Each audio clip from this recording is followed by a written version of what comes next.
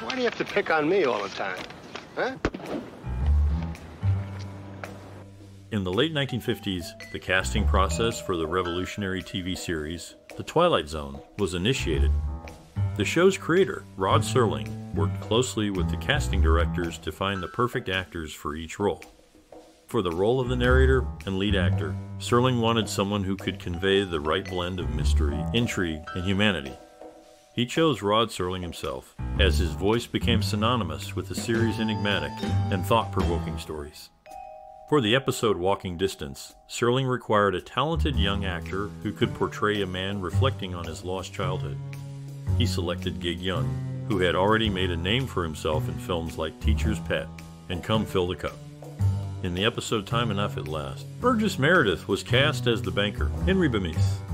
Meredith, known for his work in films like Of Mice and Men and The Day the Earth Stood Still, brought depth and vulnerability to the character. The episode The Monsters Are Due on Maple Street required a group of neighbors who could portray the range of emotions from fear to suspicion to paranoia. The casting directors selected a mix of experienced and up-and-coming actors, including Claude Akins, Jack Weston, and Barry Atwater. The casting of Eye of the Beholder revolved around finding actors who could effectively portray a society where beauty is defined by conformity.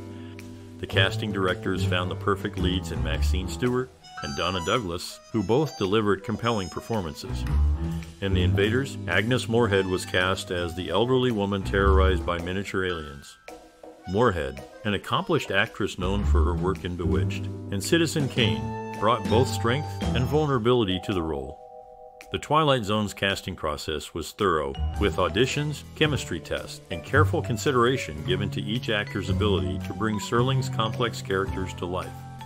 The result was a memorable ensemble of talented actors who left an indelible mark on television history.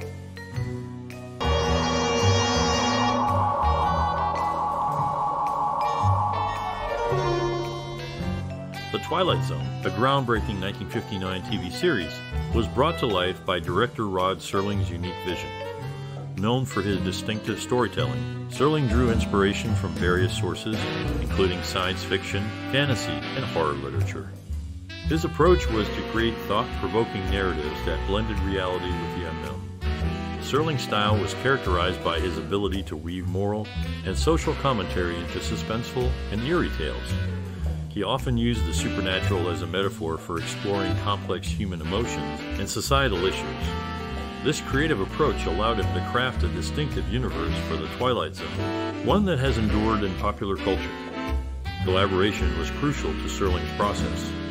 He worked closely with the cast and crew, ensuring that every element of the production aligned with his vision. He fostered a supportive and creative environment, encouraging actors to fully embody their characters and allowing technical teams to experiment with innovative techniques. Influential cinematographers like George T. Clemens contributed to the series' signature visual style. Clemens' use of high-contrast lighting, unusual camera angles, and other expressive techniques added depth and atmosphere to Serling's stories. The collaboration between Serling, Clemens, and the rest of the team resulted in a truly unique and captivating viewing experience. In summary, Rod Serling's directorial vision for the Twilight Zone was a blend of thought-provoking narratives, social commentary, and striking visuals. His collaborative approach and ability to draw out the best from his cast and crew ensured that the series left a lasting impact on television history. What, dead rich, Uncle? Or your horse come in? Ah, crazy. Real crazy. The Twilight Zone, a 1959 TV series, is a classic that explores various genres from science fiction to horror and fantasy. Many renowned actors, like Rod Serling, grace the show with their talent.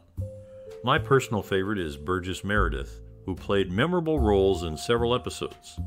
This series has left an indelible impact on my life, inspiring me to appreciate thought-provoking storytelling and the power of suspense. I'm sure many of you have your own cherished memories related to the Twilight Zone. Did you know that Burgess Meredith directed and starred in one of the most famous episodes, Time Enough at Last? Or that Rod Serling, the creator, was a World War II veteran. There are many more surprising and emotional stories behind this iconic series. Stay tuned to learn more fascinating facts about the Twilight Zone, including some funny, shocking, and even sad trivia. We would love to hear your stories and memories about this series. Share them in the comments below. Cookie crumbles.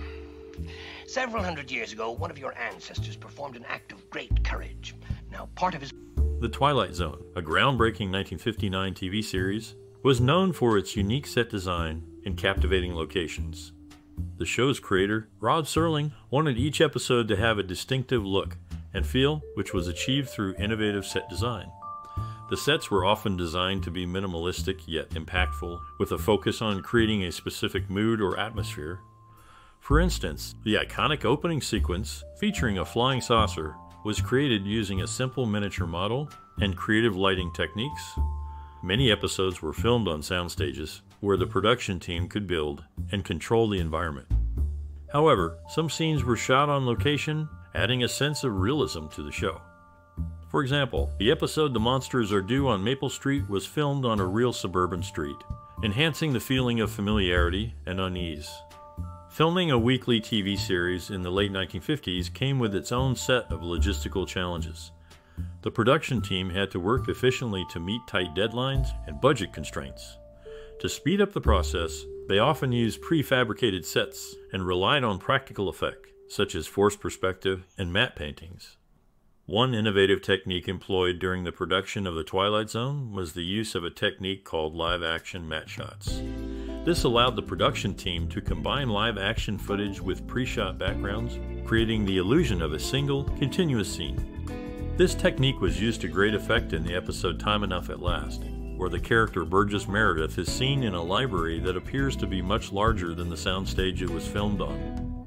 In conclusion, the production of The Twilight Zone was marked by innovative set design, efficient use of resources, and the employment of cutting-edge techniques for its time. These elements contributed to the show's enduring popularity and its status as a classic of television history.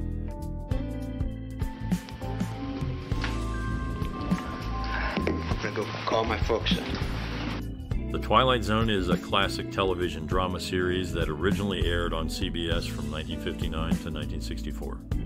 This anthology series offers a diverse range of standalone episodes, each exploring profound themes related to the human condition. While it can be challenging to rate such a varied collection, I would give the series a strong recommendation due to its thought-provoking storylines and high-quality acting.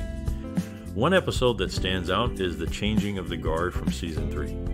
This particular episode leaves a lasting impression, reminding us that our actions and interactions with others can have a profound impact, even if we don't immediately realize it.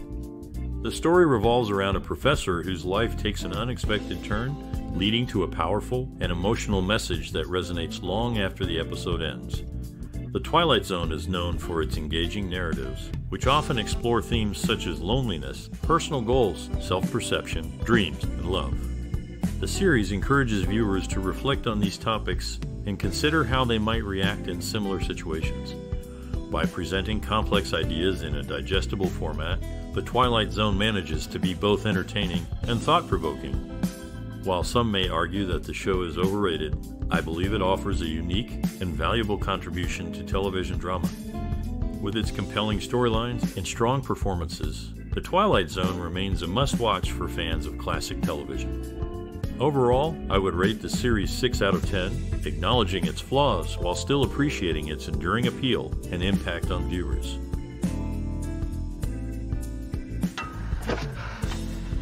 This is the special operator. Operator, The look. number you have reached I just is want if not anybody a done. The Twilight Zone, a groundbreaking 1959 TV series, owes part of its success to its haunting and memorable musical score and soundtrack.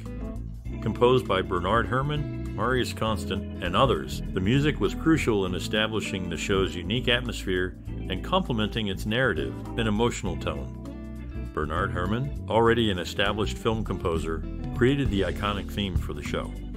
The theme's eerie and dissonant sound, achieved through the use of an electric violin, instantly lets viewers know they are entering a different world. Herrmann's approach to scoring individual episodes often involved using unconventional instruments and techniques, contributing to the series' unsettling and otherworldly feel. Marius Constant, a Romanian-French composer, took over scoring duties from Herman in the show's third season. Constant's music, like Herman's, was designed to enhance the series' uncanny and suspenseful atmosphere. He composed the famous Twilight Zone chimes, which have become synonymous with the show's mysterious and supernatural elements. The composers and musicians involved in creating the Twilight Zone score and soundtrack understood the importance of their work in shaping the series' overall impact. By using dissonant harmonies, unconventional instruments, and innovative techniques, they helped establish the show's distinctive aesthetic and emotional tone. The music's ability to complement and heighten the narrative, while also standing on its own as a captivating element, has ensured the Twilight Zone's enduring legacy and influence in television history. And a pair of shoes. That car they can keep. Jack Klugman and Tony Randall, who would later star in the classic sitcom The Odd Couple, had previously worked together in The Pirate's House in 1955. 15 years later, they would reunite on the small screen for an episode of The Twilight Zone. Gladys Cooper, an accomplished actress known for her work in film and television, had previously appeared with Jennifer Jones in 3 movies, The Song of Bernadette, Love Letters, and Madame Bovary. Many actors who graced the screen on The Twilight Zone also made appearances on Perry Mason, demonstrating the interconnectedness of the television industry during this time period. In total, The Twilight Zone featured a diverse range of talented actors and actresses, many of whom had already established themselves as notable figures in the entertainment industry.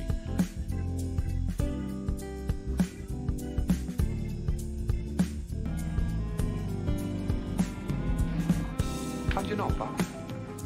One of the most iconic scenes from the 1959 TV series The Twilight Zone is from the episode Time Enough at Last. The scene shows protagonist Henry Bemis, played by Burgess Meredith, in a bank vault after a nuclear explosion. Bemis is overjoyed to find that he has survived and now has all the time in the world to read. Director John Brom expertly builds tension in this scene through the use of low-key lighting and tight camera angles, making the vault feel like a claustrophobic tomb. The performance of Meredith is also noteworthy, as he conveys Bemis's excitement and relief with a manic energy. Cinematographer George T. Clemens uses a handheld camera to create a sense of chaos and destruction outside the vault, contrasting with the stillness and safety inside. The use of a wide-angle lens enhances the feeling of confinement within the vault-lieutenant. This scene has had a significant impact on audiences, as it taps into a common fear of nuclear war and the desire for solitude and escape. Meredith's performance and the visual style of the scene have also made it a memorable and enduring moment in television history. In an interview, Meredith commented on the scene, saying, "It was a powerful moment, and I think it resonated with people because it speaks to a basic human desire for time and space to pursue our passions."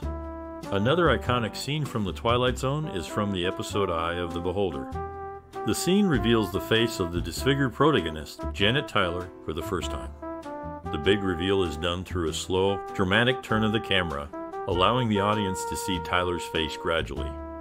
Director Douglas Hayes uses this technique to build suspense and anticipation as the audience is left wondering what Tyler's face looks like. The performance of Maxine Stewart, who plays Tyler, is also noteworthy as she conveys the character's vulnerability and desperation.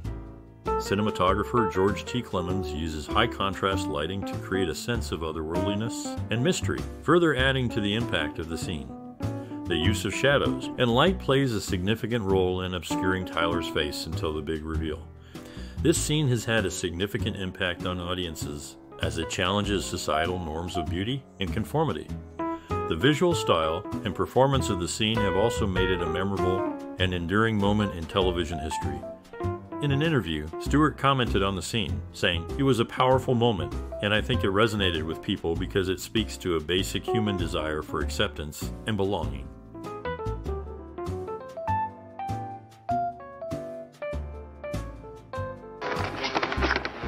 Shoes?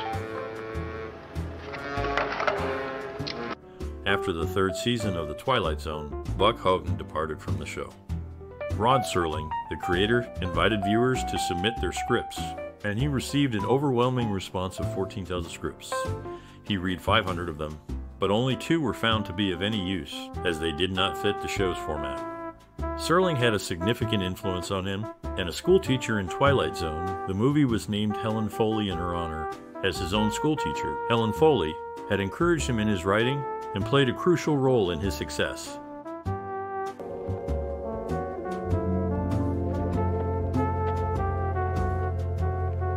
The Twilight Zone, a 1959 TV series, left a significant cultural and social impact on its audiences.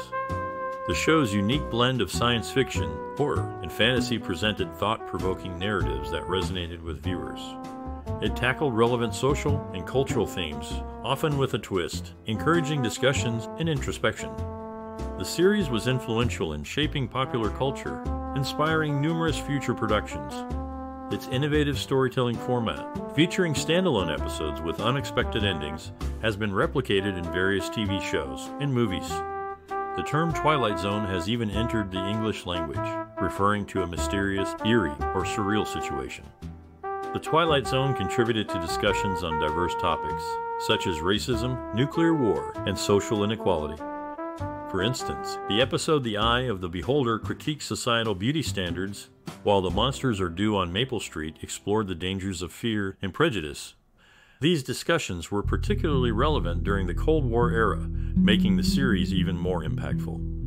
Moreover, the show's diverse cast and strong writing showcased the power of television as a storytelling medium, paving the way for more inclusive and thoughtful programming. The Twilight Zone's legacy continues to inspire filmmakers, writers, and audiences, demonstrating its enduring cultural and social impact. I killed in self-defense. There are still a lot of people who believe me, and it happens to be the truth. James Best, known for his role in The Dukes of Hazzard, was absent from 5 second-season episodes due to a dressing room disagreement. Actor Jack Klugman, who also appeared in The Twilight Zone, reunited with Tony Randall on Broadway in 1998 for Neil Simon's The Sunshine Boys. Morgan Brittany, another Twilight Zone actress, was cast by Alfred Hitchcock in The Birds and Marnie, but her scenes were ultimately cut.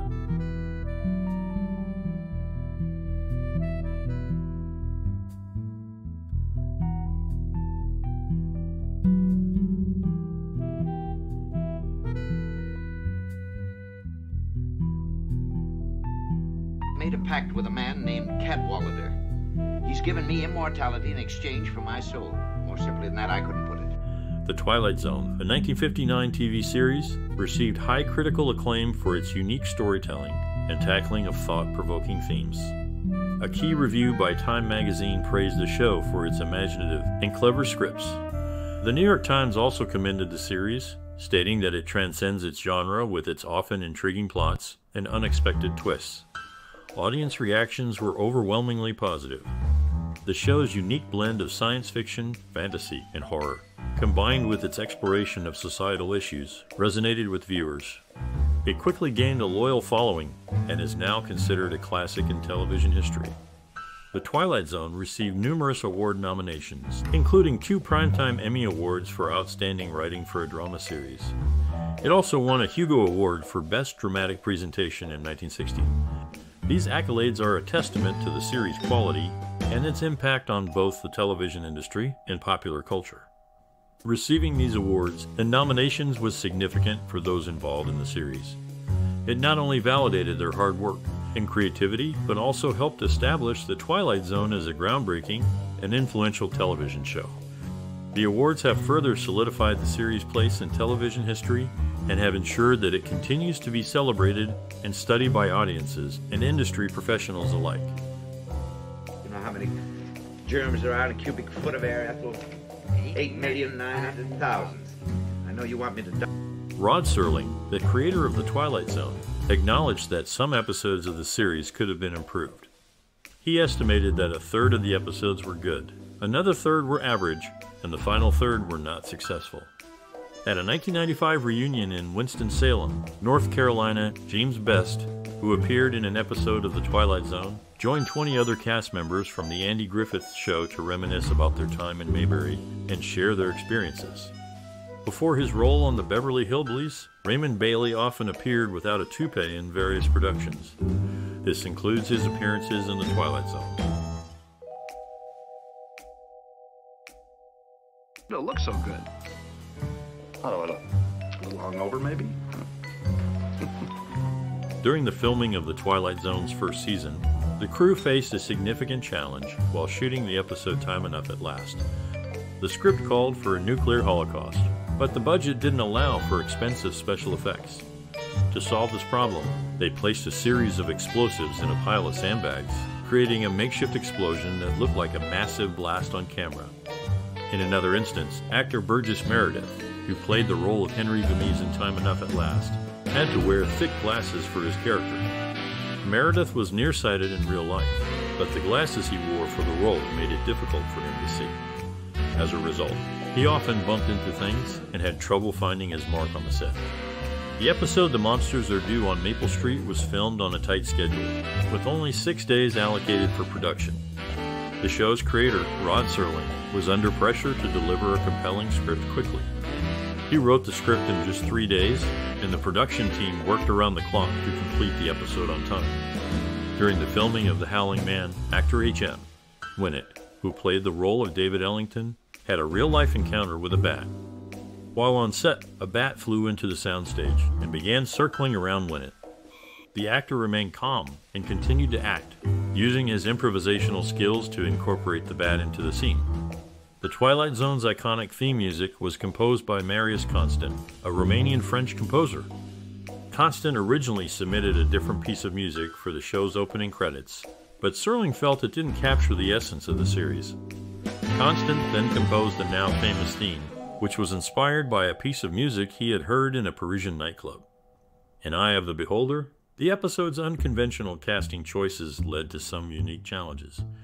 The actors who played the hospital staff wore prosthetic makeup that covered their faces, making it difficult for them to see and breathe. As a result, they had to rely on audio cues to know when to enter and exit the scene. These anecdotes offer a glimpse into the resourceful and sometimes chaotic production of The Twilight Zone. Despite the challenges, the cast and crew were able to create a groundbreaking television series that continues to captivate audiences today. That makes a woman truly beautiful. Vladimir Sokolov, a renowned actor in the Moscow Arts Theater, made a remarkable debut in the United States with the lead role in George Buchner's play Danton's Death. Despite his limited English, he was coached by Orson Welles, who was impressed by his career and insisted on a significant role for him. Sokolov learned his lines phonetically, demonstrating his dedication and talent. Paul Mazursky, after receiving his bachelor's degree in theater from Brooklyn College in New York City in 1951, pursued a successful career in the industry. Jack Klugman, an accomplished actor, appeared in the original film 12 Angry Men in 1957, which was later remade with Jack Lemmon. Klugman also starred in the television series The Odd Couple in 1970, while Lemmon co-starred in the film adaptation of The Odd Couple in 1968. In 2012, Klugman performed 12 Angry Men at the George Street Playhouse in New Brunswick, NJ, showcasing his enduring talent. Vanity. But why make it sound so imposing? Let's call it The Twilight Zone, a 1959 television series, holds a significant place in film history. It is known for its unique storytelling, which combines elements of science fiction, horror, and drama. The show's anthology format, where each episode presents a self-contained story, was innovative for its time and has since been adopted by numerous other series. The Twilight Zone's impact on future filmmaking is substantial. It popularized the use of twist endings, a narrative device where the true nature of the story is revealed in the final moments, often with a surprising or ironic turn. This technique has been widely used in various films and TV shows, including modern thrillers and horror productions. Many subsequent works have been inspired by The Twilight Zone. These include the revival of the original series, as well as spin-offs and adaptations for film and stage. The series' influence can also be seen in the works of numerous filmmakers and writers who cite The Twilight Zone as a source of inspiration for their storytelling. Moreover, The Twilight Zone has had a lasting impact on popular culture, with its theme and characters becoming part of our collective consciousness. The show's exploration of societal issues, human nature, and the unknown continues to resonate with audiences today, making it a timeless classic in the world of television.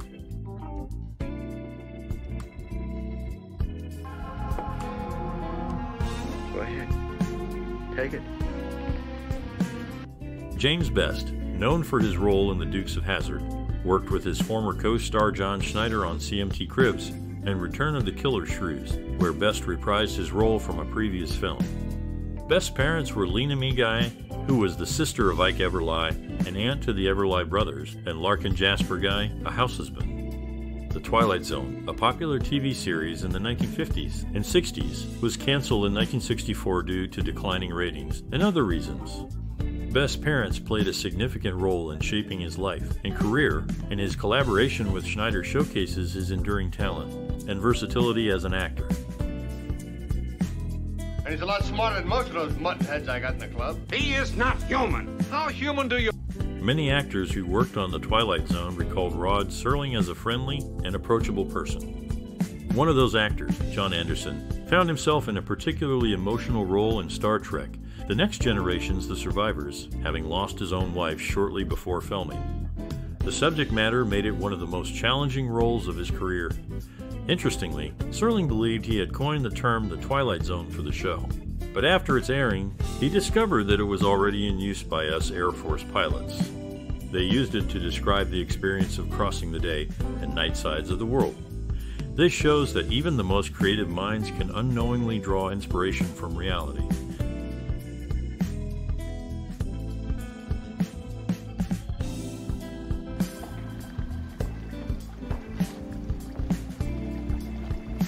The Twilight Zones Will the Real Martian Please Stand Up? And The Monsters Are Due on Maple Street share a common theme of aliens preparing to invade Earth. In both episodes, humans fail to recognize the extraterrestrial being in their midst, demonstrating how easily fear and anger can be used to manipulate them. Rod Serling, the creator of The Twilight Zone, was recognized for his work in the horror genre in 2023, being nominated for the official Horror Host Hall of Fame. His impact on the genre is undeniable. Gladys Cooper, an actress who appeared in 5 films nominated for Best Picture Oscar, including Rebecca and My Fair Lady, embodied the spirit of great acting. Her work in these films, 2 of which won the prestigious award, showcases her talent and dedication to the craft. For another 7 years, and every Saturday night, Major Gart, the Colonel and I are going to phone you from whatever... Jack Klugman, an actor in The Twilight Zone, made more money from his stake in The Odd Couple than from his $7,000 per episode salary in the show's final season. Initially, Rod Serling wanted Richard Egan to do the narration due to his deep voice, but studio contracts prevented it. Serling insisted on Egan or no one, leading him to do the narration himself. The Twilight Zone ranks 8th in TV Guide's list of top cult shows, highlighting its enduring popularity.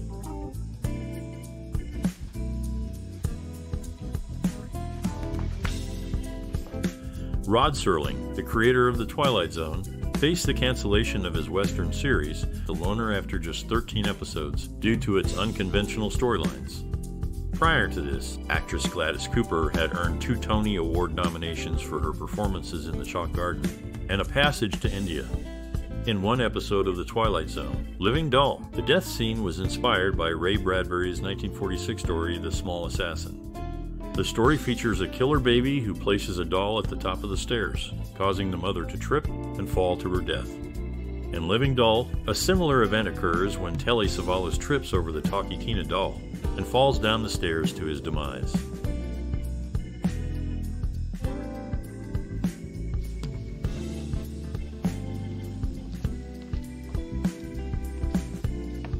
James Best, known for his role in The Dukes of Hazzard, passed away in 2015, 2 days before his co-star John Schneider's birthday. In the 1970s, Bill Mumy, from Lost in Space, wrote a screenplay to return the family to Earth, but 20th Century Fox couldn't proceed due to Erwin Allen's disinterest and Guy Williams' death. Vladimir Sokolov, who appeared in The Twilight Zone, had a prolific career in American films, playing characters from various nationalities.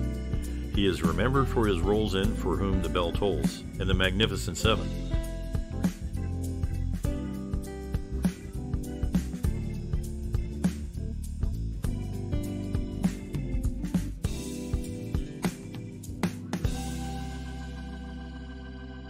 Team known as the Hoboken Zephyrs, all of which by way of introduction to next week's show. A wild and woolly yarn of... A comic book version of The Twilight Zone was published until 1982, featuring Rod Serling as the host, even after his death in 1975.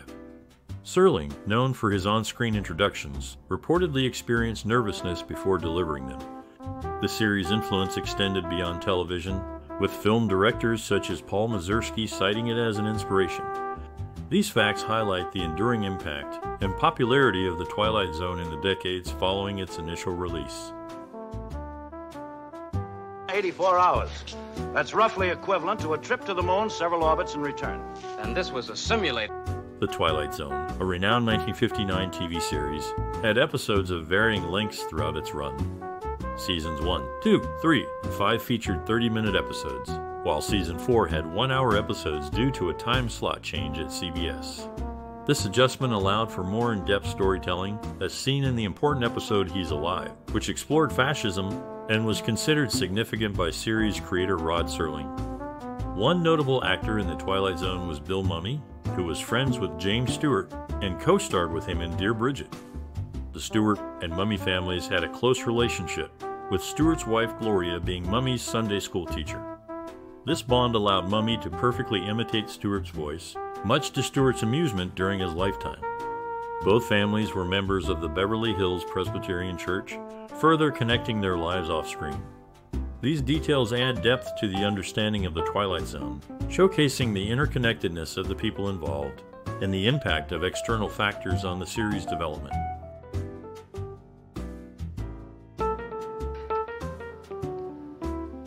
Harrington, sir. In the first season of The Twilight Zone, Ed Wynn and his son, Keenan Wynn, made separate appearances in One for the Angels and A World of His Own, respectively, making them the only father and son actors to feature in the series.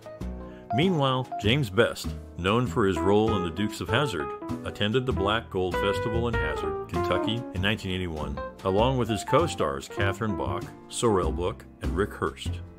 Additionally, John Anderson, who played a gunfighter named Oni in the Rifleman's 17th episode of the first season, also made an appearance in The Twilight Zone. These actors, among many others, contributed to the enduring popularity of the show.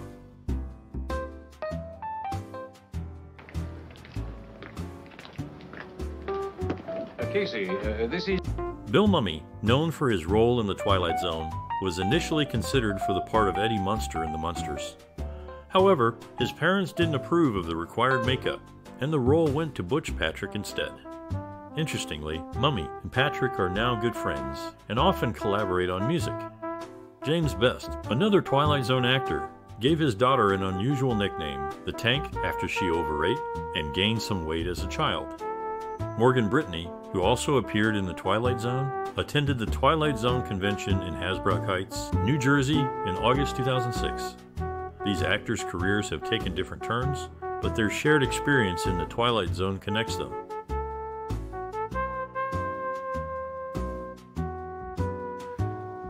I felt compassion. That's it, he's got compassion. See how he smiles? In September 2003, Jack Klugman performed a one-man show at the Falcon Theater in Burbank, California.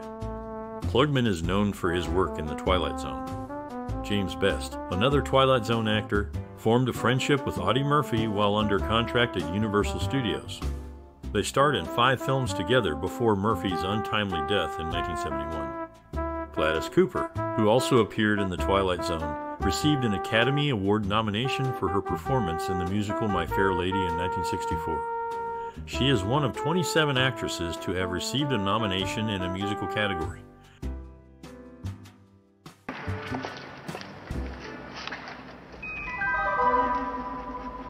Jack Klugman, known for his role in 12 Angry Men, was the last surviving juror from the original cast. In The Twilight Zone, Rod Serling had initially wanted Richard Egan to do the narration due to his deep, smooth voice. However, due to strict studio contracts, Egan couldn't participate. Serling declared, "It's Richard Egan or no one. It's Richard Egan or I'll do the thing myself," which is exactly what happened. Young actor Bill Mumy, who appeared in The Twilight Zone, found a mentor in Jonathan Harris. Their friendship lasted for almost 39 years, until Harris's death in 22. Harris took Mumy under his wing when Mumy was just 11 years old, forging a bond that lasted for nearly 4 decades.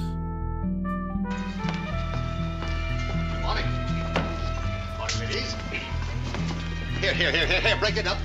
Rod Serling, the creator of the iconic TV series The Twilight Zone, holds the top spot in TV Guide's list of the 25 greatest sci-fi legends.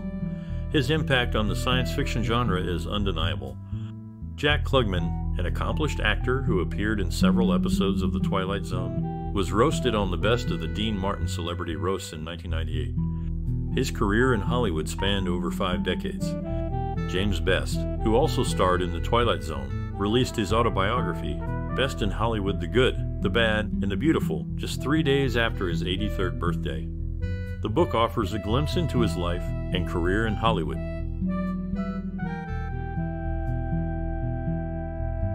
Just gotta make me show you, huh? You've gotta make me force poor Mary to leave again.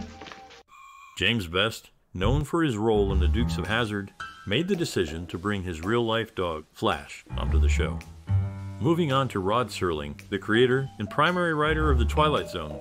He penned 92 out of the 156 episodes of the series.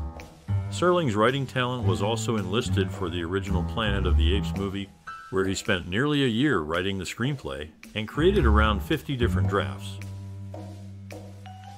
How did you know my name? I've probably seen you around the store. No, you haven't. James Best, known for his role in The Dukes of Hazzard, had an interesting connection to The Twilight Zone. Every Friday during the first season, he commuted from his home in Georgia to the set in California. When the show moved to Burbank for the second season, he began flying back and forth each week. Best also met a young Western actor named James Drury while working on Forbidden Planet in 1956. Although they didn't share any scenes together, they became friends 9 years later when they both appeared in an episode of The Virginian.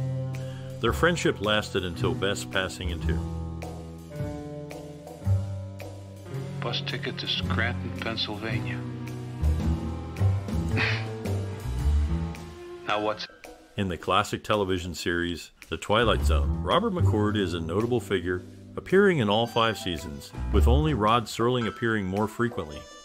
Other actors, such as Jack Klugman, Jon Anderson, Jon Lormer, and Vaughn Taylor, made appearances in 4 seasons. Interestingly, James Best, who appeared in the first season, met Denver Pyle on the set of The Left-Handed Gun the previous year. 2 decades later, Best would co-star with Pyle in The Dukes of Hazzard, with Pyle playing the Duke family patriarch. The 2 actors remained friends until Pyle's death in 1997. The show's creator, Rod Serling, coined the term 6th dimension for the opening narration of the first season. When asked about the 5th dimension, Serling admitted he didn't know how many dimensions there were, leading to the famous line, "There is a 5th dimension." These behind-the-scenes facts add depth to the show's history and the relationships between its cast and creators. Don't excite yourself, please. Well, then stop whispering. Now, there's half my trouble right there. Someone goes around whispering, James Best, known for his role in The Dukes of Hazzard, faced health issues during casting. His friend, Clint Eastwood, helped by posting the insurance bond for him due to the difficulty in insuring Best. In The Twilight Zone, the movie, Best starred alongside Burgess Meredith, who passed away just 1 day after co-star Helen Shaw. Best and his wife, Dorothy, founded the James Best Film Acting Workshop in Longwood, Florida, where they served as directors for about 5 years, starting in 1988.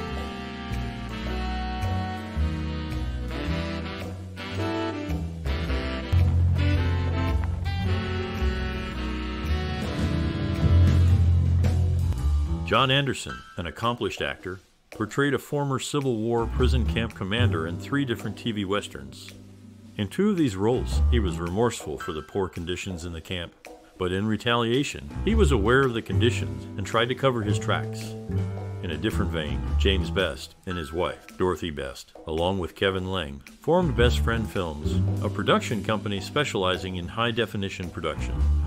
They used the Panasonic Vericam with a Pro 35 lens adapter, allowing them to use Panavision 35 film lenses on a digital camera. Their HD Online Edit suite makes them a one-stop shop for independent producers. Interestingly, some of the stock music used on The Twilight Zone was also used on Perry Mason, providing a musical connection between the 2 shows.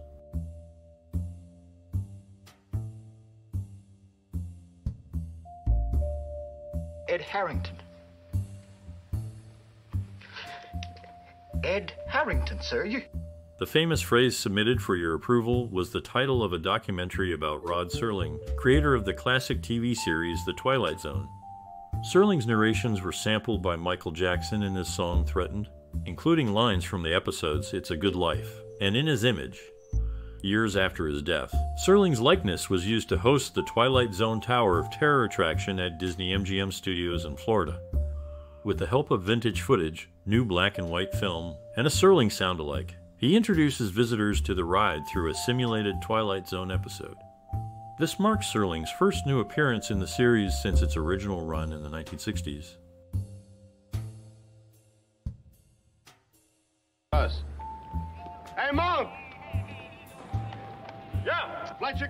Jack Klugman, an actor known for his work on The Twilight Zone, married Peggy Crosby at the Little Brown Church in Studio City, California in 2008. Another Twilight Zone actor, James Best, established the James Best Theater Center in Toluca Lake, California. Best's former Dukes of Hazzard co-star, Catherine Bach, frequently visited his website featuring his paintings.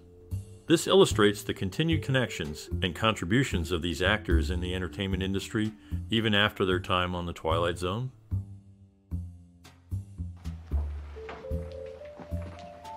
That big crate, the big one. In 2009, the U.S. Postal Service recognized the significance of early U.S. television programs, issuing a set of commemorative stamps featuring shows such as The Twilight Zone. The series creator, host, and narrator, Rod Serling, was featured on the stamp honoring this show. The Twilight Zone has had a lasting impact on popular culture, frequently parodied in shows like The Simpsons. Over the years, various segments in The Simpsons' treehouse of horror episodes have paid homage to the Twilight Zone, including Hungry Are the Damned, The Bart Zone, Clown Without Pity, and Terror at 5 Feet, among others. Rod Serling, a prominent figure in television history, had a soft spot for certain Twilight Zone episodes. His personal favorite was Time Enough at Last, while The Invaders, written by Richard Matheson, was his favorite episode from an outside writer. These preferences offer a glimpse into the mind of the creative force behind this groundbreaking series. Handle. Stopping here 4 times a year and having a look at a man's agony. In 2018, CBS All Access selected 10 episodes from the original The Twilight Zone series as the most terrifying, including Nightmare at 20,000 Feet and Time Enough at Last. Actor Jack Klugman, who appeared in several episodes, won 2 Emmys for his role in The Odd Couple. However, Klugman's personal life made headlines when his former partner, Barbara Newgass, sued him for palimony in 1999. Newgass claimed Klugman had promised her lifetime support as his common-law wife, but the case was dismissed due to Klugman's existing marriage. Despite this, Klugman's acting career remained notable, earning him recognition in the television world. I doubt if this will be any consolation to you, but this isn't an easy assignment. The Twilight Zone episode The Dummy is frequently hailed as the series' scariest by critics. Rod Serling, the show's creator, has been honored with a 44-cents USA commemorative postage stamp in 29 as part of the early TV Memories issue. Actor James Best, who guest starred in the show, formed a lasting friendship with Robert Fuller, a rising Western character actor, in 1959 during the filming of Laramie. Their bond endured for 56 years, until Best's passing in 2015.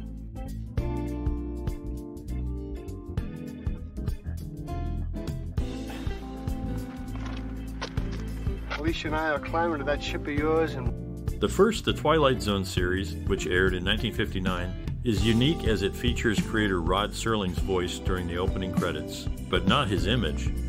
Serling later became the host of the syndicated radio show The Zero Hour in the 1970s. James Best, an actor who appeared in The Twilight Zone, met his future wife, Dorothy Best, on the set of The Dukes of Hazzard 7 years after their initial encounter.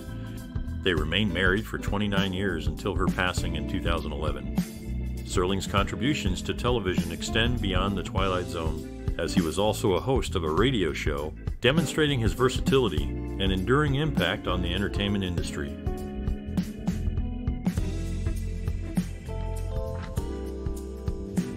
Did you get him, Pete?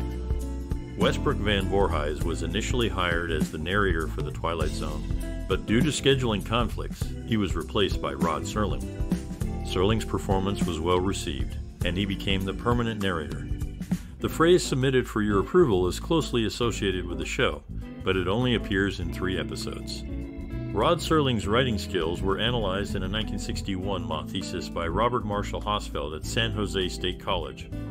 The thesis focused on Serling's characterization techniques in his Academy Award-winning plays, where Academy referred to the Academy of Television Arts and Sciences.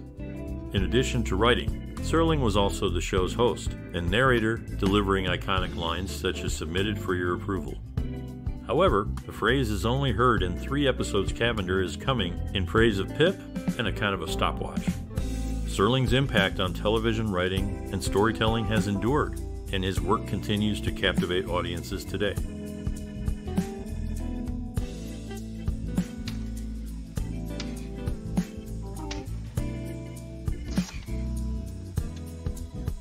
Bill Mumy, as a child, made appearances in 3 episodes of the original The Twilight Zone series. Decades later, he starred in an episode of the show's 2002 revival alongside his daughter, Liliana. The Twilight Zone's 4th season saw a shift to 1-hour episodes, which received limited appreciation from viewers at the time. However, these longer episodes have since gained more recognition. Rod Serling, the show's creator, expressed disappointment when a play he wrote was pulled due to its controversial plot on racism. As a result, he submitted a different script about Pancho Villa, but felt unsatisfied with the outcome. Answer whatever you do and tell me what I need to know for tomorrow. What's for the next day? What's for when? In the classic television series, The Twilight Zone, several actors made multiple appearances, including Jack Klugman, William Shatner, Burgess Meredith, Fritz Weaver, Warren Oates, Jack Warden, William Wyndham, and Martin Landau. James Best, who played the expert marksman Roscoe on The Dukes of Hazzard, was also a part of this talented group. Interestingly, Best served in the United States Army Air Forces during World War II, where he trained as a gunner on a B-17 bomber. In the Dukes and Hollywood episode of The Dukes of Hazzard, Roscoe and Boss Hogg discuss who should play them in a fictional movie about Hazzard County. Roscoe suggests Burt Reynolds, who was a former acting student of Best and a good friend. Coincidentally, Reynolds later portrayed Boss Hogg in the 2005 film adaptation of The Dukes of Hazzard.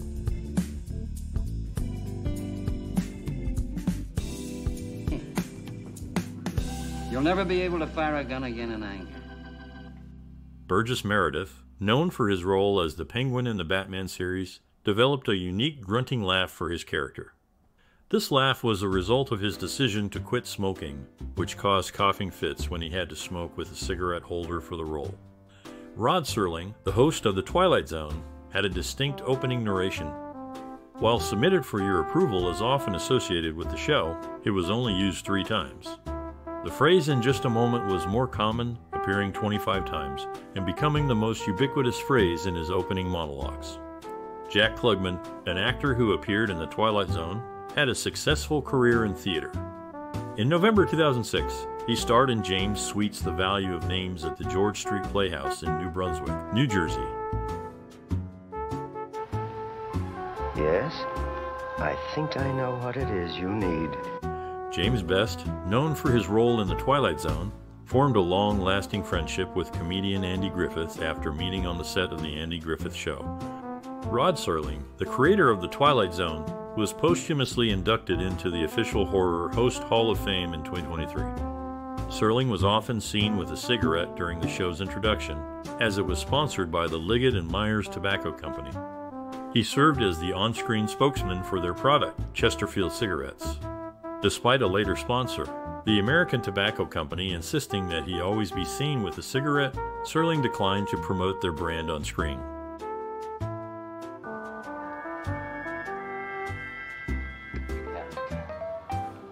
What's in the... Rod Serling, the creator of The Twilight Zone, wrote an impressive 92 out of the 156 episodes in the original series. In addition to his work on this iconic show, Serling also co-created another classic series, Night Gallery.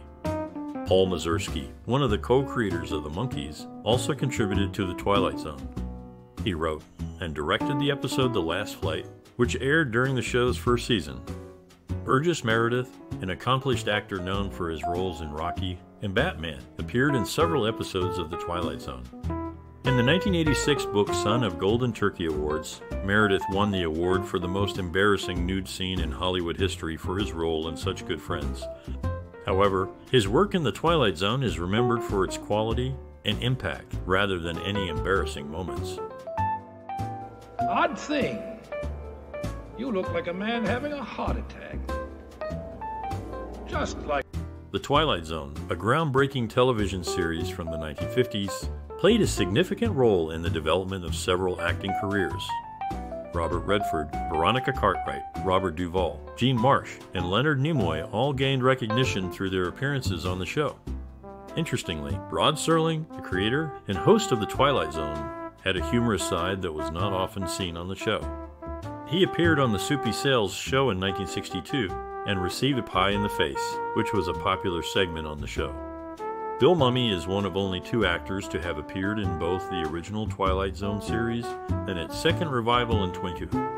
Cloris Leachman is the other actor to have achieved this rare feat. Overall, The Twilight Zone was a trailblazing series that not only provided a platform for up-and-coming actors, but also showcased the versatility of its creator, Rod Serling.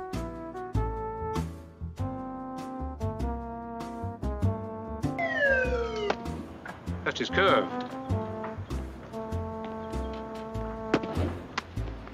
Rod Serling, the creator of The Twilight Zone, was honored in 2019 for his play Requiem for a Heavyweight with the Non-Equity Joseph Jefferson Award for Play Production.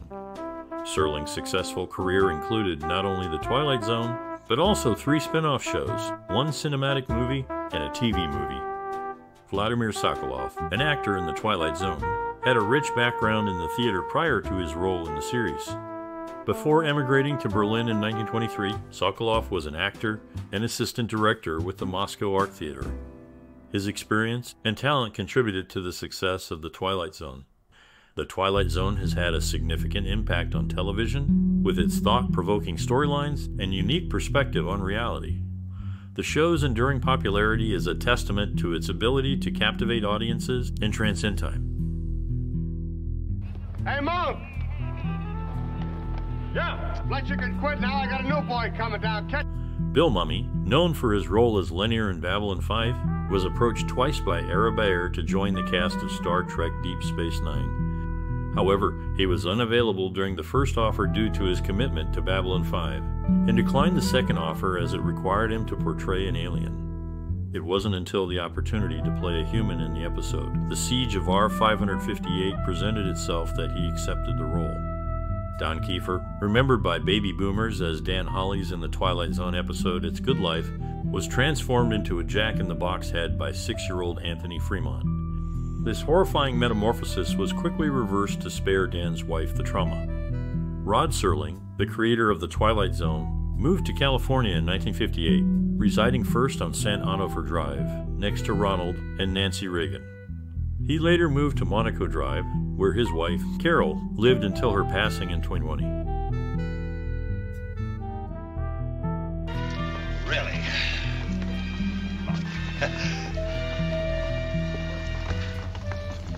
If you have memories and experiences related to the 1959 TV series The Twilight Zone, we'd love to hear them. This groundbreaking show has influenced many people's perspectives on cinema, and we're sure you have some interesting insights to share. Did The Twilight Zone leave a lasting impression on you? How has it impacted your view of television and storytelling? By sharing your thoughts, you can contribute to a larger conversation about this influential series and its enduring legacy. We encourage you to like, share, and subscribe to our channel for more explorations of classic cinema. Your engagement helps us to continue creating content that resonates with fans of all ages. So, don't be shy, tell us your stories, and join the conversation. Let's celebrate the power of television and the impact that The Twilight Zone has had on generations of viewers. I'll tell you what you need. This is what you need.